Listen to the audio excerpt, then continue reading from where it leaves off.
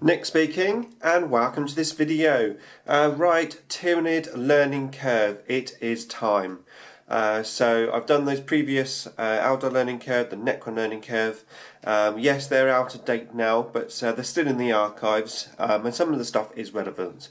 But I want to move on now and do a Tyranid Learning Curve.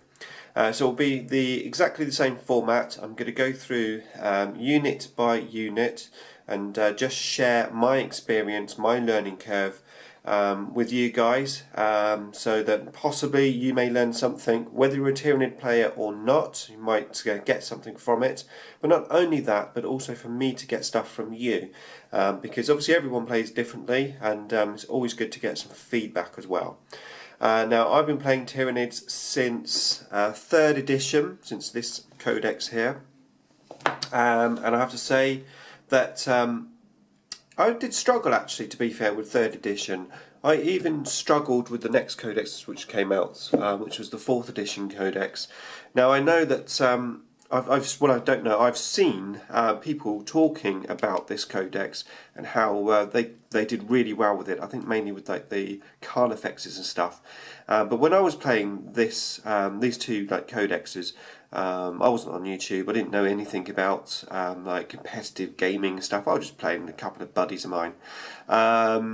So I didn't really sort of get, let's say, good, if you can say I'm good, with Tyranids since this edition came out, which was primarily like a 5th edition codex.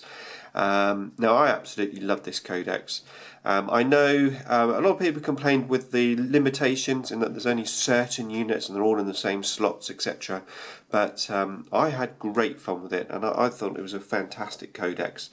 Things did change when this one came out, because we lost a few of our key units, in particular the drop pods, but GW salvaged that and brought out some new units, and now this codex for me is probably just as good as the old one, if not better.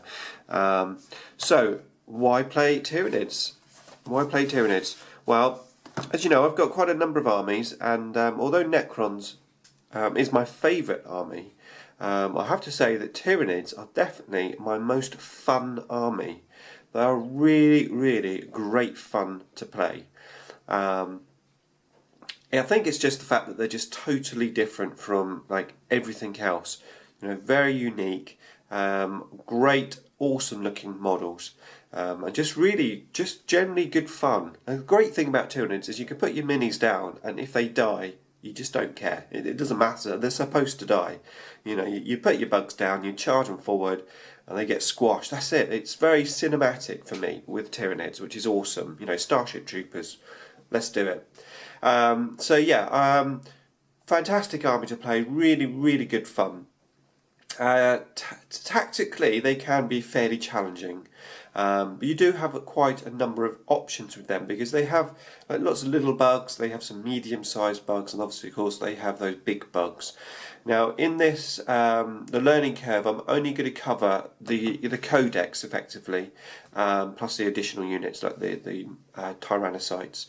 So I'm not going to do all Forge World stuff and that, but hopefully, like I said, it will be useful to you. Now, there are some bad points to playing Tyranids, and that is from the hobby side. From the hobby side, you've got a lot of minis to paint, and if you are just coming into Tyranids, then I seriously suggest you pick a really simple, quick, easy paint scheme. I mean, unless you're willing to put a lot of time into them, because I mean, you are going to be painting a lot of minis.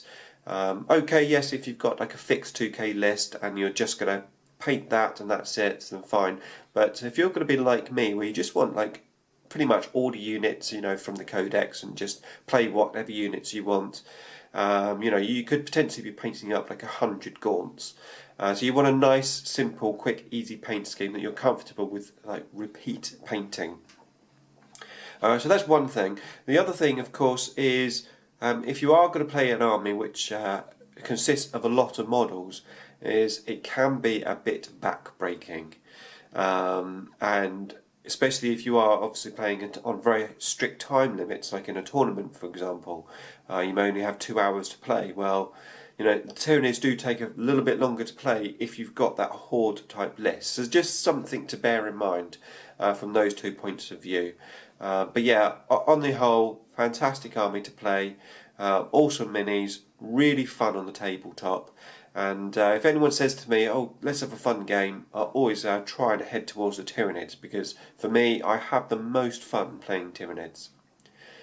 Okay, so that's just an introduction.